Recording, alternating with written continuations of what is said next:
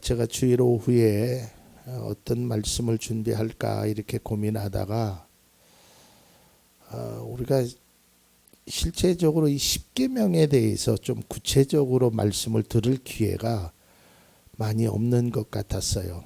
저도 신앙생활을 오랫동안 해봤지만 주기도문이라든지 사도신경 이런 것들에 대해서는 많이 들어봤는데 십계명에 대해서는 그렇게 특별하게 들을 기회가 없어서 한번 저도 함께 공부하면서 함께 말씀을 묵상하면서 이 계명에 관해서 말씀을 드리고자 합니다. 오늘 그 첫 번째 계명에 관한 말씀인데요. 이 말씀을 나누기 전에 먼저 생각해야 될 것은 우리의 믿음이라는 겁니다. 세상의 모든 사람에게는 각자 나름대로의 믿음이 다 존재합니다. 우리는 하나님을 믿는 사람이고 또 세상 속에 어떤 특별한 종교를 가지고 있지 않다 하더라도 자기 나름대로의 다 믿는 것들이 다 존재합니다. 그런데 여기서 우리가 믿음에 관해서 꼭 한 가지 생각해야 될 것이 있습니다. 그것은 내가 얼마나 열심히 믿느냐가 중요한 게 아니에요. 누구를 믿느냐가 중요한 거예요. 그러니까 어떤 사람은 돈을 향해서, 어떤 사람은 명예를 향해서, 어떤 사람은 다른 종교를 향해서 막 열심을 내죠. 그러면 그리스도인들만 신앙의 열심을 가진 것이 아니고요. 다른 종교를 갖는 사람들도 굉장히 열정적입니다. 제가 예전에 그 바라봤던 모습 속에서 참 마음 아팠던 것이 있습니다. 그 제가 예전에 살던 집, 지금 말고 그 전에 살던 집 앞에 하나님의 교회가 있습니다. 그 말이 교회지 거기는 이단 아니겠습니까? 근데요, 거기에 예배드리러 가는 사람들이요, 숫자적으로 많은 것에 일단 처음에 충격을 받았고요. 두 번째로는 남녀노소 어린아이까지 가는 거에 또 충격을 받았고요. 세 번째 더 큰 충격은 예배 시간에 늦어서 그런지 막 사람들이 횡단보도에서 파란불이 떨어지자마자 요이 땅 하면서 뛰어가듯이 교회를 향해서 막 뛰어가는 거예요. 그러니까 그들의 모습 속에서 보면 얼마나 열심히 있는지 몰라요. 그러나 우리가 꼭 조심해야 되고 주의해야 될 거에, 열심히 우리를 구원을 주는 게 아니에요. 하나님을 믿어야 구원을 받습니다. 이 신앙의 전제는 항상 우리가 존재해야 돼요. 그러니까 내가 얼마나 열심히 살았느냐 이게 중요한 게 아니에요. 내가 하나님을 믿는 믿음의 열심이 우리의 믿음이지, 우리가 내가 세상을 향하여 뭘 향하여 달려가는 것은 그건 바람직한 믿음이 안 된다는 것이죠. 그리스도의 그 믿음은 또한 하나님의 말씀에 근거해야 돼요. 그러니까 내가 하나님을 열심히 믿는다고 하지만 이 말씀과 다른 것을 믿으면 그건 믿는 것이 아니죠. 하나님을 기쁘시게 해드리는 것이 못 된단 말이죠. 그래서 하나님을 섬기는 데 초점을 맞춰야 되는데, 하나님이 우리에게 주신 그 축소된 압축한 10가지의 계명을 우리가 아는 것이 그래서 중요하다라는 거예요. 제가 첫 시간에도 말씀드렸지만 하나님은 왜 이스라엘 백성들에게 또 오늘날 우리들에게 십계명이라는 것을 주셨을까? 성경에 기록하라고 하셨을까? 이것은 우리를 속박하려고 하는 것이 아니라 하나님의 마음이라는 거예요. 이걸 깨달아야 돼요. 예를 들어서 이겁니다. 그 양떼들을 이제 목축에서 양떼들이 풀을 먹잖아요. 그러면 이 울타리라는 걸 치죠. 울타리를 치든지 아니면 그 목동들이 거길 지키고 있잖아요. 그거는 속박하려고 지키는 게 아니에요. 그들을 위험에서부터 미연에 방지하기 위해서 그걸 행한다는 거죠. 우리 교회 앞에 나가도 학교가 있잖아요. 학교에 보면 뭐 민식이법이라는 것이 있죠. 예. 학교에서는 키로수를 30kg라는 것으로 제한하죠. 예. 그래서 혹시라도 그 키로수를 더 빨리 가면 범칙금이 날아오기도 하고요. 벌점을 먹기도 합니다. 그 민식이법을 받는 목적이 있어요. 우리에게 절대 벌점을 주려고 하는 게 아니에요. 우리에게 범칙금을 국가가 받아내기 위해서 그 법을 만든 게 아니란 말이에요. 저는 가끔 어떤 사람들이 그런 얘기를 하면 참 답답해요. 이 정부 들어가지고 뭐 범칙금을 뭐 너무 많이, 여러분 우리나라 예산이 1년에 수백조예요. 그 범칙금 그거를 국가에서 국민들로부터 더 받아내려고 하겠습니까? 이 민식이법이라는 걸 한 이유는요. 거기 스쿨존에서 아이가 생명을 잃었기 때문에 그런 일이 반복되지 않기 위해서 그 법을 만든 거잖아요. 마찬가지예요. 하나님께서 이 십계명을 우리에게 주신 것도 우리를 그저 속박시키고 이것도 하지 말아라, 이것도 하지 말아라, 이거는 해야 된다, 우리를 자유를 다 억압하려고 만드신 것이 아니라 우리를 죄에서, 세상의 유혹에서 하나님께서 이거 미연에 방지하기 위해서 해주신 거란 말이죠. 그래서 이 십계명은 우리를 위해서 만드신 하나님의 법이며 그 십계명 속에서는 하나님의 마음, 어떤 마음? 사람을 향하신 사랑의 마음이 담겨져 있음을 알아야 돼요. 이게 우선 전제돼야 됩니다. 이제 구체적으로 십계명의 첫 번째 계명을 들어가서 이 첫 번째 계명은요, 저도 공부하면서 깨달은 사실인데 매우 중요한, 그리고 가장 기초적으로 이 계명이 이루어졌어요. 기초적인 계명이에요. 다시 말해서 이 첫 번째 계명은 모든 10개의 계명에 가장 기본적인 정신이 담겨져 있습니다. 자, 십계명을 말씀하기 전에 먼저 하나님의 말씀에 주목해야 되는 것이 있습니다. 그것이 바로 5장 6절입니다. 나는 너희를 이집트 땅 종살이 하던 집에서 이끌어낸 주 너희의 하나님이다.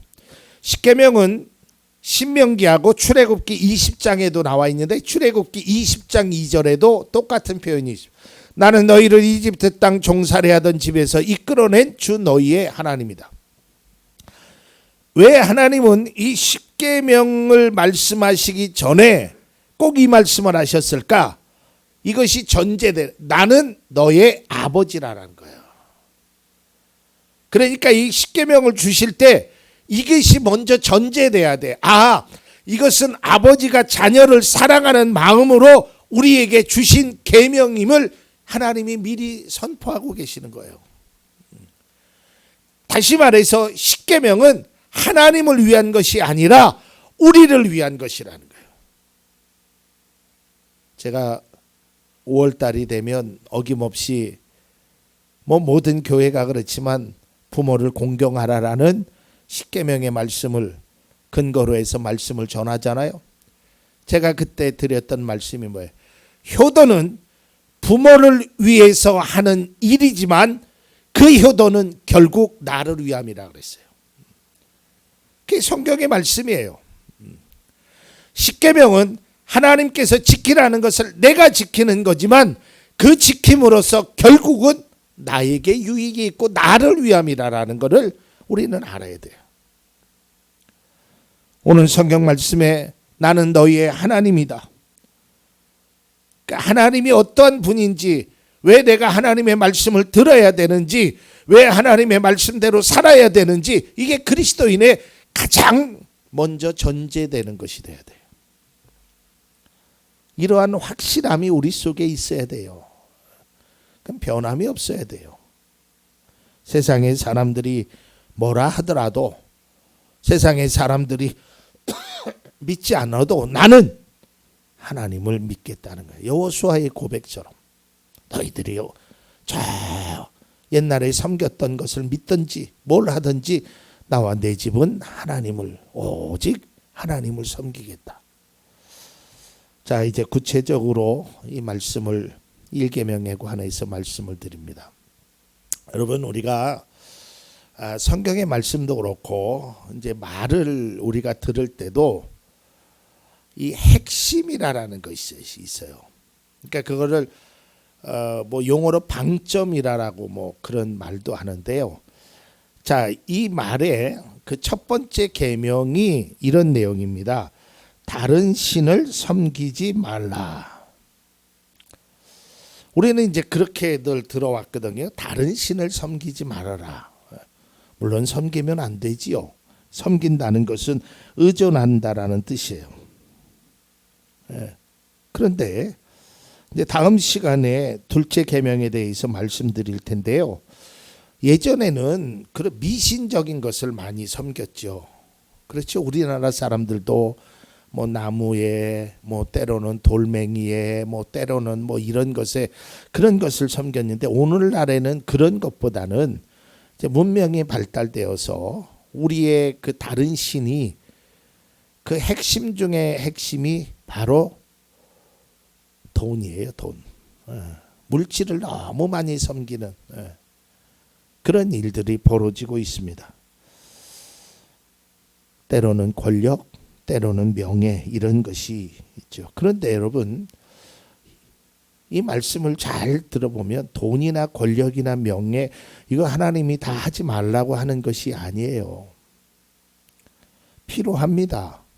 돈도 필요하고 권력도 필요하고 명예도 필요하고 즐거움도 인간이 살아가면서 필요하지요. 그리고 성경도 분명히 이렇게 말씀하셨거든요. 시편 4편 7편을 한번 보면, 주님께서 내 마음에 안겨주신 기쁨은 핵곡식과 새 포도주가 풍성할 때 누리는 기쁨보다 더 큽니다. 사람이 기쁨으로 살아야죠.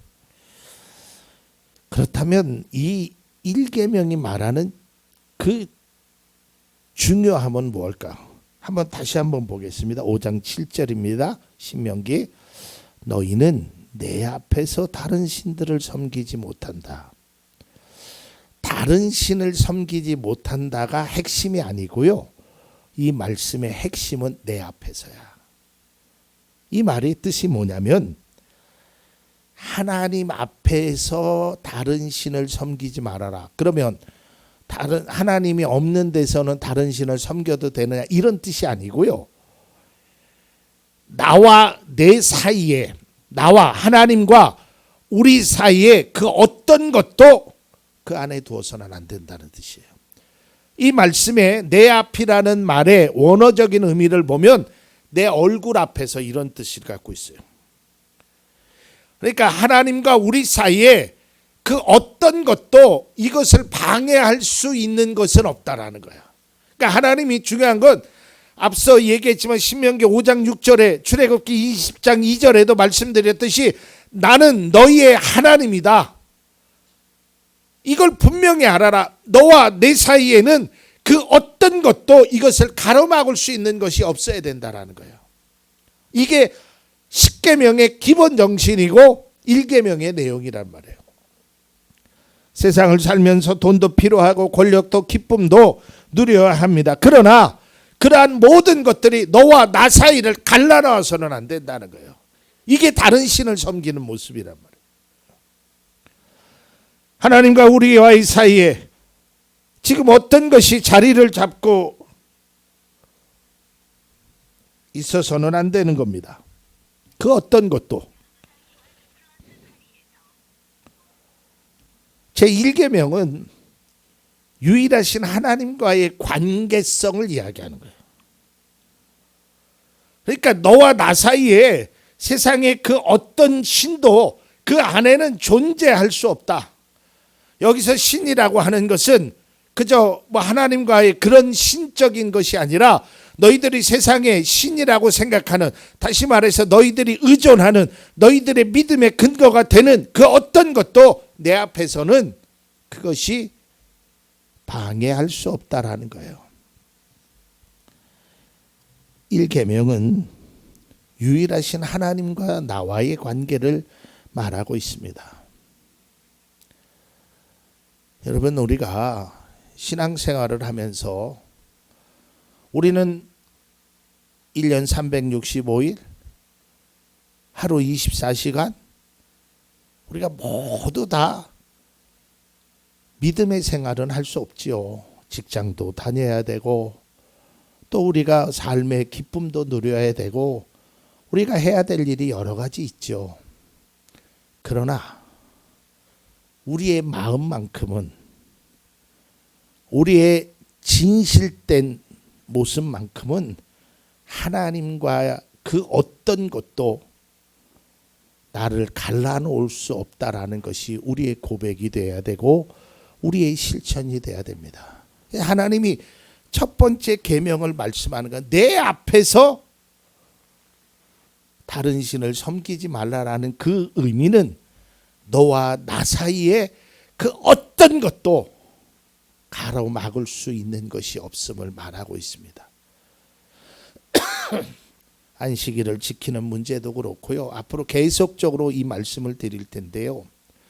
우리가 이 말씀을 생각하면서 꼭 한 가지 한번 마음속으로 다짐해 보십시다. 여러분, 우리는 지금 하나님과 어떤 관계를 유지하고 있습니까? 그리고 또한 혹시 하나님과 나 사이에 가로막힌 담은 없습니까? 에베소서의 말씀을 보면 예수님께서 하나님과 나 사이에 이것이 주춧돌이 되어서, 모퉁이 돌이 되어서 연결시키기 위하여 이 땅에 오셨다고 표현되어 있습니다. 하나님과 나 사이에 때로는 죄 때문에, 나의 욕심 때문에, 내가 가지고 있는 그 어떤 것 때문에 관계가 멀어지고 있지는 않는지 우리가 다시 한번 내 마음을 생각해야 합니다. 우리는 결코 하나님 앞에서 다른 신을 섬기는 자가 되어서는 안 됩니다. 우리의 신앙의 고백이 찬송의 고백처럼 주 예수보다도 귀한 것이 없음을 고백하며 실천하는 우리 모두가 되기를 바랍니다.